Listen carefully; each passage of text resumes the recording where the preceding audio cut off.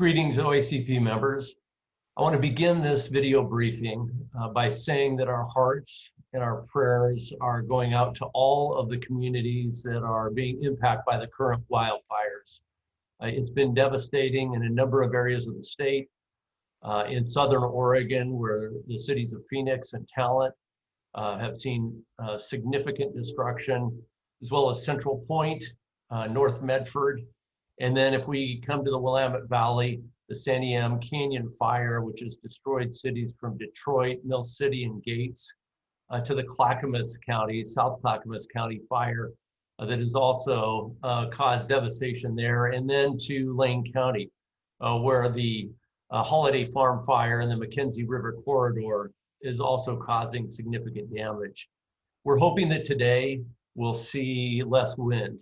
We believe that for the Santiam Canyon fire and the Clackamas County fire, that in fact wind conditions may actually reverse and blow back into the fire, which would be very important to firefighters that are trying to get a hold on that large blaze. But we're hopeful that happens statewide.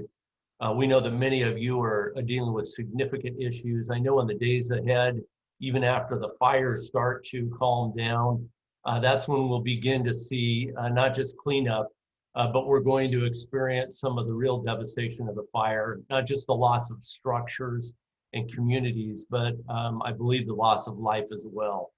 So please know that we're here to help any way we can at the association. I'm going to be sending out a few emails this morning. And one thing I want to mention, I often send out emails, and I always send out single subject emails. And the reason for that is simple.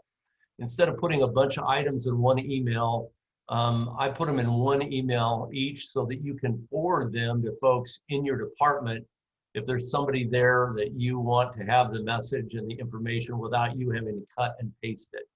So without that in mind, this morning I'll be sending you an email from Oregon State Police regarding National Guard resources. OSP has already put in a request for some assistance from the National Guard. They'll be deployed this morning, some of the first National Guard members. But we want to make sure that you have the ability to request National Guard resources as well. I'll be sending you an email that outlines how to do that. The email will go directly to Travis Hampton, who's agreed to coordinate those requests. Just make sure you let him know what you need. He provides a little form that you can use. That'll be going out just shortly this morning.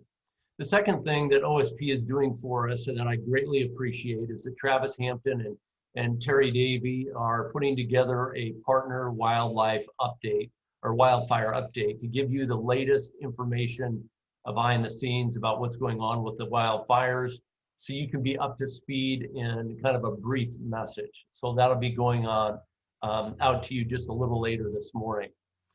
Let me change gears a little bit and talk a little bit about something I mentioned in the last video briefing, which had to do with the Osha infectious disease draft rules. These are rules that, if adopted, would impact every employer in the state.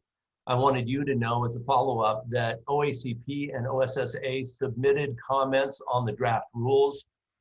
We provided a lot of detail, but in addition, we asked for a full exemption from those draft rules. They, in essence, would add another layer of administrative burden, would require you to do, in some cases, protocols and policies a little differently than you are now, but for no good reason. And so we've asked for a full exemption. It's unclear to us at this point whether that will be granted.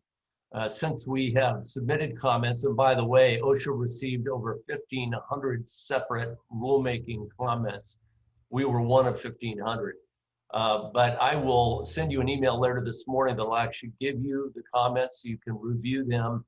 But as you can tell from the rules themselves, they're pretty administratively burdensome.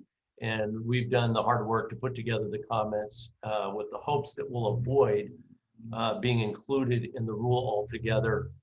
Jason Myers from the sheriffs and myself are also setting up an appointment to speak with OSHA Director Michael Wood, to encourage him as well to exempt law enforcement and other first responders from the new rules.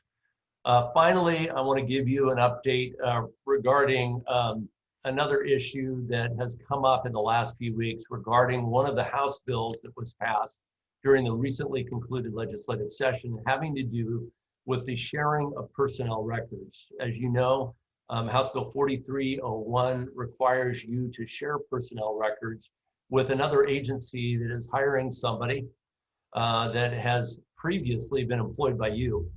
The question was, do you have to provide them physically, provide the records, or can you require the agency to actually come to your department?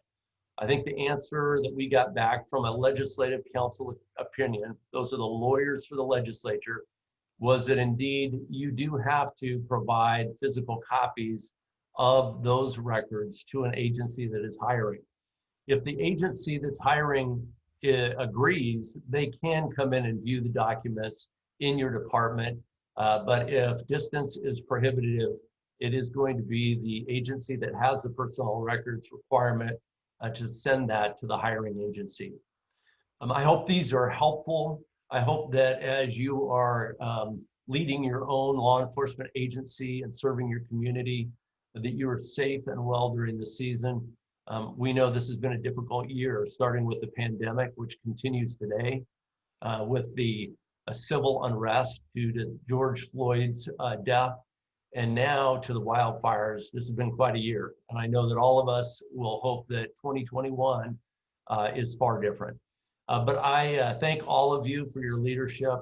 Stay well, and we'll look forward to talking to you all again through another video briefing next week. Thanks, and bless all of you.